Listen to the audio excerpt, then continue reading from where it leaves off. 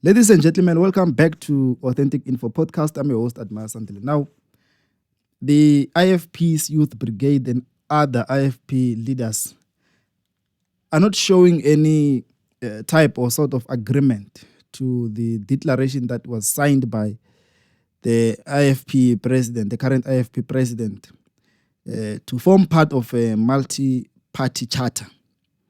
We will know that there are political parties, DA, IFP, ActionSA, and others. I think there are 7 who held a meeting over the past weekend to sort of come to an agreement pre-elections, pre-2024 elections, to say to their voters and supporters that they are going to work together in 2024, since it is clear that there is no political party which will win outright.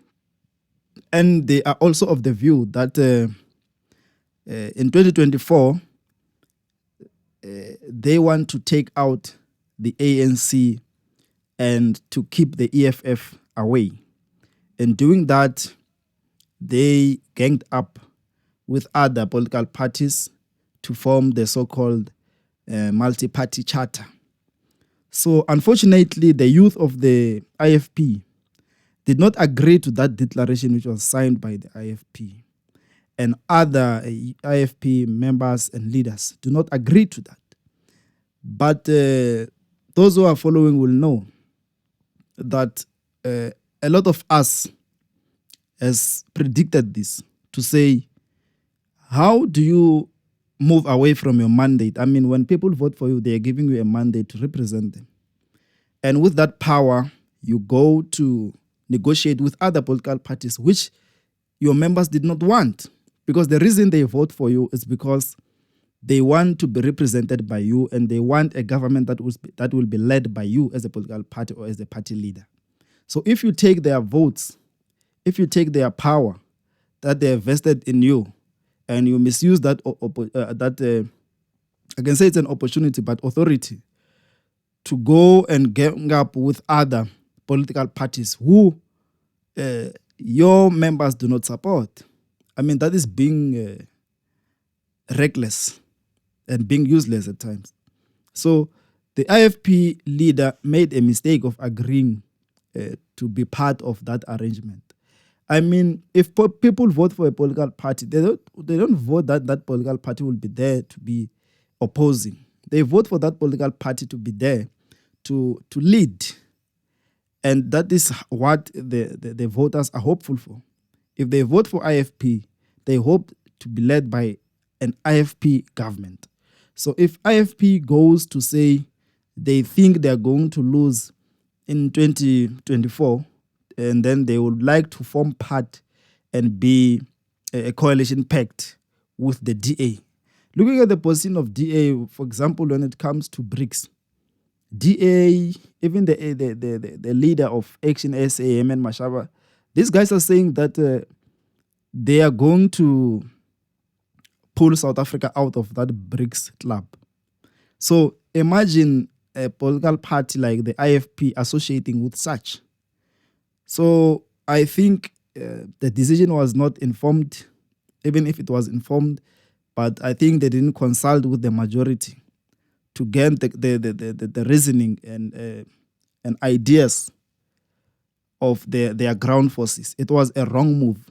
And I was happy to see young people, emerging and taking into account these older leaders in the IFP. It shows that the country is heading into the right direction, where the youth stand up to fix the problems of their caused by their political leaders, because these are the youth which will be left, to deal with this mess when these political leaders are no longer there. Treaties were signed in South Africa by previous political leaders, which are still affecting us today. There was an example given over the weekend by the EFF saying that vehicles are being developed or being built in South Africa, and there is no way that South Africa can have its own vehicle for as long as those production companies are here, we are still going to be subjected to buying their vehicles, and we won't be supported by government to start a vehicle of our own. So we have BMW, which is from Germany, which is a German company. We have Ford, which is an American company. So they know that the BRICS, for example, is going to do away with such, and it's going to bring in, skills, the necessary skills that we need, and so that we can build things on our own and become not a dump site, but a production hub, because we have mineral resources and so on. So the agreement or the declaration signed by the IFP, the young people in the IFP are showing no signs of support. They disagree, and they want IFP out of that arrangement, because there is no political party that was formed to oppose forever. All political parties were formed to take government one day. That is the vision. Unless if the new leaders come in and dilute everything for personal gain. But I love the courage that the young people in IFP, I think this is the first time I hear of this, that there are young people in the IFP who are called the Youth Brigade, who are very, vigilant of what is transpiring in their political party, IFP. And we've seen them after the multi-party charter formation, coming, lambasting on their senior leaders, saying that IFP must move out or must be removed from that arrangement. It seems like these senior leaders in political parties, especially in opposition, they seem to be not consulting with the ground forces.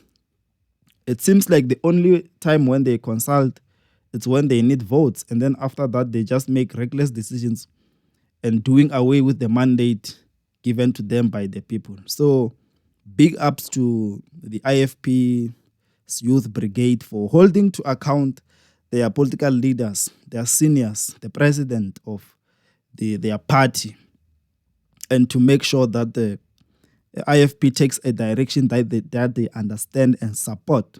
It means that they do not understand the arrangement that involves DA and ActionSA and all other organizations that were there, that some of them were new to some of us. So this multi-party charter, it's bound to fail. There's no way that a political party can prepare to fail, because when they prepare for a coalition, they can see that they are not going to make it. So I wonder what type of leaders who takes their political party to form that type of arrangement, to be part of that type of arrangement, an arrangement that is determined for failure. It's a pity a person like Herman Mashaba forms part of that arrangement, and he is told that if anything happens, if they emerge victorious, the DA leader must be the one who becomes president, which means Herman Mashaba's dreams of becoming a leader, of controlling South Africa or leading South Africa one day, they are done. For him to agree to that, he will be led by DA that fired him. It doesn't make sense. So I think these are some of the reasons that we must use, or facts that we must use come 2024 when we vote, to say, here is ActionSA appearing in national elections, I think for the first time. And it wants us to give it vote so that it can go and give the DA. It doesn't make sense. And we shouldn't vote for such a political arrangement. I think we should vote for political parties that say they want to win this thing outright. They want to be the leader of government. And they don't want any help whatsoever from any other political party. The political parties who are willing to risk it all and go there independently, depending on the support of the masses on the ground, depending on the support of South Africans, putting to the public their manifesto, their founding manifesto, to say this is what they are going to do, and to also give us references in terms of where they have been tested. For example, there are political parties which we see now in local government doing some great work. We see the Patriotic Alliance, for example. It's very visible in Johannesburg, doing some great work. So we need them to come to us to say, in Johannesburg, even though it's a local government, you gave us a mandate and this is what we have done. And we've been tried and tested in a metro. Give us Gauteng, give us South Africa. And this is what we're going to do. We need political parties, under the leadership of for example, Dr. Tswako, who is an MMC. Under his leadership in that portfolio, we have seen visibility in terms of public safety in Johannesburg, actively and publicly visible. We can see him working every day. And I think it was never fashionable that we know of MMCs executing duties. It was a secret. It was never seen. We used to see ministers visiting sites. We used to see premiers visiting sites. We used to see MECs visiting sites. But today we see MMCs. We see their great work doing good. And I think these are the people whose work should be used as reference by their political parties to say we are government in Ekurhuleni, for example, the EFF under Duma in Ekurhuleni, to come to us and say this is what they have done Ekurhuleni within a short period of time, and then give us Gauteng, this is what we are going to do.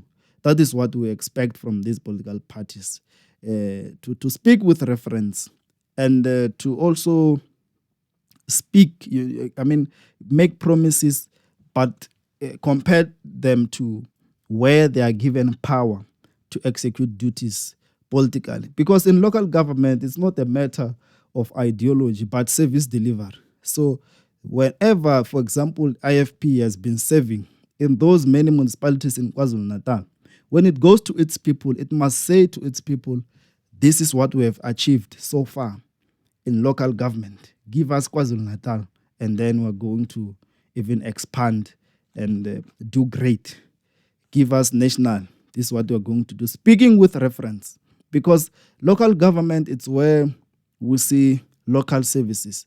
This is where we expect basic services to the people. And it is where these political parties must be tested. And it is where these political parties must hold to account their deployees or delegates who are there occupying these political positions. And they should use such references. Even the DA, it must go back to its municipalities. It must go back to the metros where they govern and speak about that in 2024 to convince us that if we give them Gauteng, for example, if they take Western Cape again, this is what they are going to do. If they take national level leadership, this is what they are going to do. Not to form some alliance or agreements with other political parties who are in opposition, trying to take away the ruling party. I mean, it seems like the DA has run out of strategy now, and they no longer trust themselves. They want to work with the other opposition parties to try and oust the ANC and to try and keep the EFF away, because that is their dream. So we know that the DA's enemy number one now is no longer the ANC, but it seems like they're very comfortable with being official opposition, and they want to take to make sure that they destroy and destabilize the growth of the EFF so that they remain number two and support President Ramaphosa. So it is high time that these types of shenanigans are exposed. And when we go vote, we vote with conscience. When we vote with an understanding of what are these political parties' visions and who actually is funding these political parties and what is going to happen if a political party like DA takes power. So If it needs to be avoided, it has to be avoided. If it needs to be supported, it needs to be supported. But we need facts. We need to understand the dynamics of everything that transpires around us, and check the promises that these political parties, especially opposition parties, that they make, because majority of them have never been tested in government. So this Authentic Info podcast, thank you for watching. Don't forget to subscribe, hit the notification bell. Let us grow together. Thank you.